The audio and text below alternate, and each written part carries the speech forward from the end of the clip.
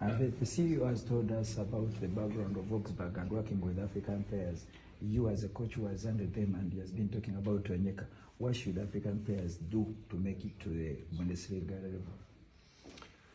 I think it's a very exciting experience to work with African players in terms of learning from their culture. For me, they also have some, let us say, physical ability that can help, I think, each team. And I think for a team or for a squad, I think it's very good to have different cultures, different nationalities, to see if we can add these things, being in the same boat, learning from each other. And I think the African boys have done a great job for us this year.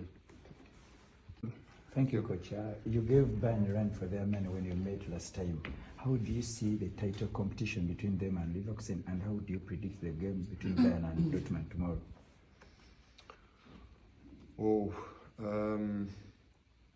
Let us say it like this. For me, Bayern has been by far the best team this year. I think my colleague Vincent had done a great job.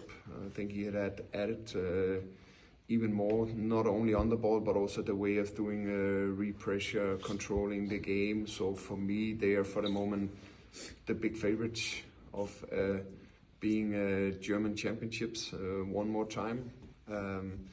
On the other hand, Dortmund was also coming actually over the last weeks a little bit back after changing the coach. I know they lost now in Europa, but I don't think a lot of people would have expected them to do something there. So let us see. It will be a crucial game for both teams. For Dortmund to taking the step closer to the top, and for Bayern Munich to keep the distance towards the other teams.